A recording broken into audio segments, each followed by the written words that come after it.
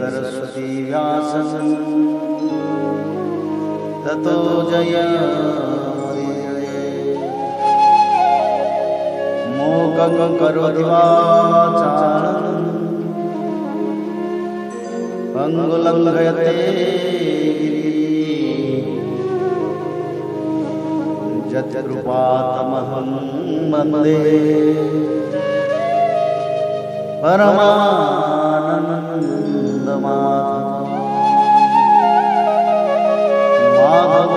माधवो वाक्यं माधवो हरि परन्ते साधवा नित्यं सकलकार्येषु श्रीमद् भागवत महापुराण नवम स्कंद अथ द्वाविंशो अध्याय। पांचाल, कौरव और मगध देशी राजाओं के वंश का वर्णन। श्री सुखदेव जी कहते हैं, परीक्षित दियोदास का पुत्र था मित्रेयु।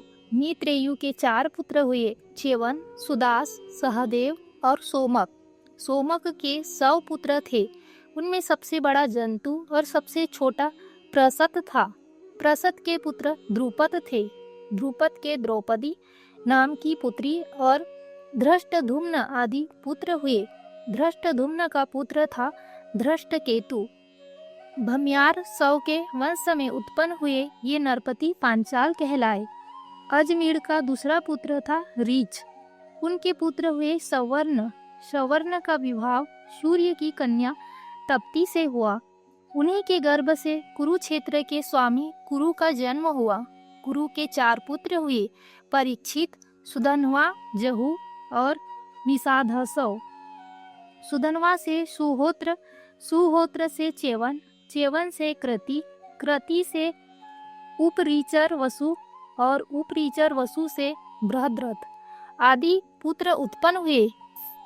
उनमें बृहद्रथ, कुशांग, मत्स्य, प्रत्यग्र और चेदीप आदि चेदी देश के राजा हुए। बृहद्रथ का पुत्र था कुशाग्र।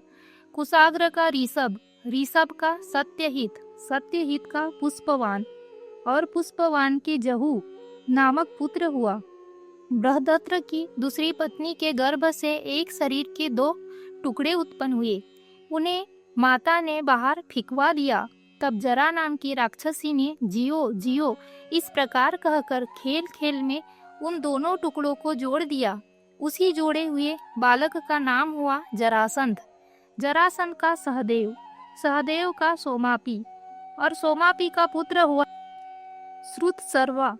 कुरु के ज्येष्ठ पुत्र परीक्षित के कोई संतान न हुई।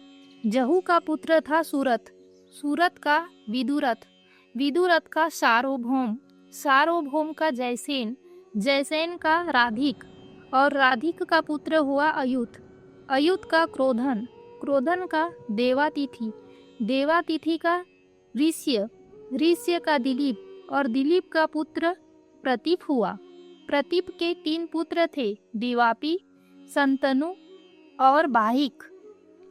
देवापी अपना पैतृक राज्य छोड़कर वन में चला गया, इसीलिए उसके छोटे भाई शांतनु राजा हुए। पूर्व जन्म में शांतनु का नाम महाभीष था। इस जन्म में भी वे अपने हाथों से जिसे छू देते थे वह बूढ़े से जवान हो जाता था, उसे परम शांति मिल जाती थी। इसी करामात के कारण उनका नाम शांतनु हुआ। एक बार शांतनु के राज्य में 12 वर्ष तक इंद्र ने वर्षा नहीं की। इस पर ब्राह्मणों ने शांतनु से कहा कि तुमने अपने बड़े भाई देवापी से पहले ही विवाह, अग्निहोत्र और राजपद को स्वीकार कर लिया, अतः तुम परिवेता हो। इसी से तुम्हारे राज्य में वर्षा नहीं होती। अब यदि तुम अपने नगर और राष्ट्र की उन्नति चाहते हो तो शीघ्र से शीघ्र अपने बड़े भाई को राज्य लौटा दो।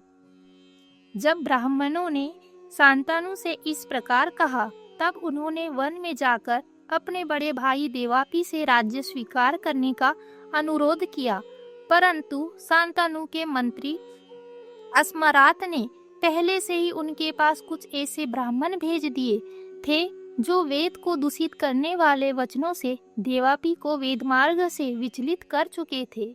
इसका फल यह हुआ कि देवापी वेदों के अनुसार गृहस्थ आश्रम स्वीकार करने की जगह उनकी निंदा करने लगे। इसलिए वे राज्य के अधिकार से वंचित हो गए और तब शांतनु के राज्य में वर्षा हुई।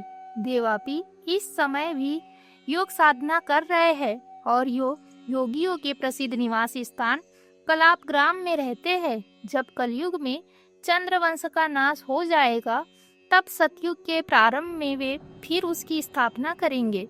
शांतनु के छोटे भाई बाहिक का पुत्र हुआ सोमदत्त। सोमदत्त के 3 पुत्र हुए, भूरी, भूरिश्रवा और सल।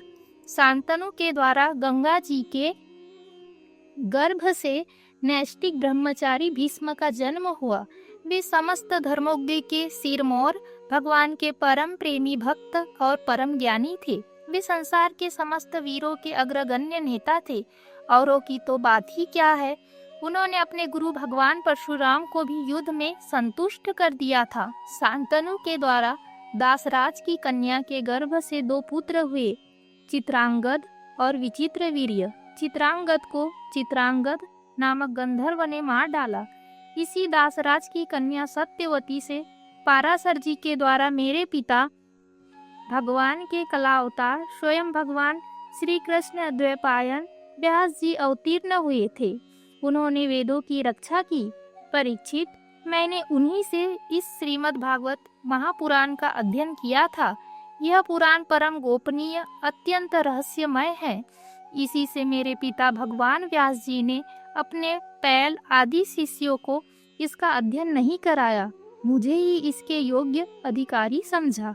एक तो मैं उनका पुत्र था और दूसरे शांति आदि गुण में मुझ में विशेष रूप से थे। शांतनु के दूसरे पुत्र विचित्रवीर्य ने काशीराज की कन्या अंबिका और अंबालिका से विवाह किया। उन दोनों को भीष्म जी स्वयंवर से बलपूर्वक ले आए थे। विचित्रवीर्य अपनी दोनों पत्नियों में इतना आसक्त हो गया कि उसे राजयक्ष्मा रोग हो गया और उसकी मृत्यु हो गई। माता सत्यवती के कहने से भगवान व्यास जी ने अपने संतानहीन भाई की स्त्रियों से धृतराष्ट्र और पांडु 2 पुत्र उत्पन्न किए। उनकी दासी से तीसरे पुत्र विदुरजी हुए। परीक्षित, धृतराष्ट्र की पत्नी थी गांधारी, उसके गर्भ से 100 पुत्र हुए। उनमें सबसे बड़ा था दुर्योधन। कन्या का नाम था दुसला। पांडु की पत्नी थी कुंती। शापवश पांडु स्त्री सहवास नहीं कर सकते थे, इसलिए उनकी पत्नी कुंती के गर्भ से धर्म, वायु और इंद्र के द्वारा क्रमशः युधिष्ठिर, भीमसेन और अर्जुन नाम के 3 पुत्र हुए। ये तीनों के तीनों महारथी थे। पांडु की दूसरी पत्नी का नाम था माद्री। दोनों अश्विन कुमारों के द्वारा उसके गर्भ से नकुल और सहदेव का जन्म हुआ। परीक्षित, इन 5 पांडवों के द्वारा द्रौपदी के गर्भ से तुम्हारे 5 चाचा उत्पन्न हुए। इनमें से युधिष्ठिर के पुत्र का नाम था प्रतिविंध्य, भीमसेन का पुत्र था श्रुतसेन, अर्जुन का श्रुतकृति, नकुल का शतानिक और सहदेव का श्रुतकर्मा। इनके सिवा युधिष्ठिर के पौरवी नाम की पत्नी से देवक और भीमसेन के हिडम्बा से घटोत्कच और कली से सर्वगत नामक पुत्र हुए। सहदेव के पर्वत कुमारी विजया से सुहोत्र और नकुल के करेणुमति से निर्मित्र हुआ। अर्जुन द्वारा नागकन्या उलूपी के गर्भ से इरावान और मणिपुर नरेश की कन्या से भब्रुवाहन का जन्म हुआ। भब्रुवाहन अपने नाना का ही पुत्र माना गया, क्योंकि पहले से ही यह बात तय हो चुकी थी, अर्जुन की सुभद्रा नाम की पत्नी से तुम्हारे पिता अभिमन्यु का जन्म हुआ। वीर अभिमन्यु ने सभी अतिरथियों को जीत लिया था। अभिमन्यु के द्वारा उत्तरा के गर्भ से तुम्हारा जन्म हुआ। परीक्षित, उस समय कुरुवंश का नाश हो चुका था। अश्वत्थामा के ब्रह्मास्त्र से तुम भी जल ही चुके थे, परंतु भगवान श्री कृष्ण ने अपने प्रभाव से तुम्हें उस मृत्यु से जीता जागता बचा लिया। परीक्षित, तुम्हारे पुत्र तो सामने ही बैठे हुए हैं। इनके नाम है जन्मेजय, श्रुतसेन, भीमसेन और उग्रसेन। ये सब के सब बड़े पराक्रमी हैं। जब तक्षक के काटने से तुम्हारी मृत्यु हो जाएगी, तब इस बात को जानकर जन्मेजय बहुत क्रोधित होगा और यह सर्प यज्ञ की आग में सर्पों का हवन करेगा। यह काउसेय तुर को पुरोहित बनाकर अश्वमेध यज्ञ करेगा और सब ओर से सारी पृथ्वी पर विजय प्राप्त करके यज्ञों के द्वारा भगवान की आराधना करेगा। जन्मेजय का पुत्र होगा शतानीक। यह याज्ञवल्क्य ऋषि से तीनों वेद और कर्मकांड की तथा कृपाचार्य से अस्त्र विद्या की शिक्षा प्राप्त करेगा एवं सौनक जी से आत्मज्ञान का संपादन करके परमात्मा को प्राप्त होगा। शतानिक का सहस्त्रानिक, सहस्त्रानिक का अश्वमेधज, अश्वमेधज का असीम कृष्ण और असीम कृष्ण का पुत्र होगा नेमि चक्र। जब हस्तिनापुर गंगा जी में बह जाएगा, तब वह कौशाम्बीपुरी में सुखपूर्वक निवास करेगा।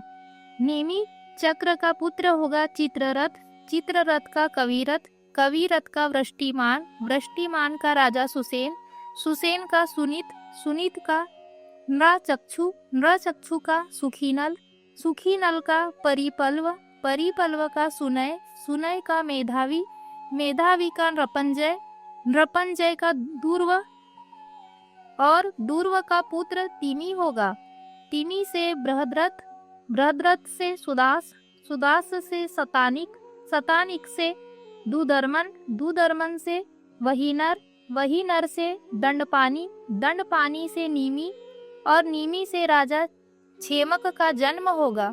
इस प्रकार मैंने तुम्हें ब्राह्मण और क्षत्रिय दोनों के उत्पत्ति स्थान सोमवंश का वर्णन सुनाया। बड़े बड़े देवता और ऋषि इस वंश का सत्कार करते हैं।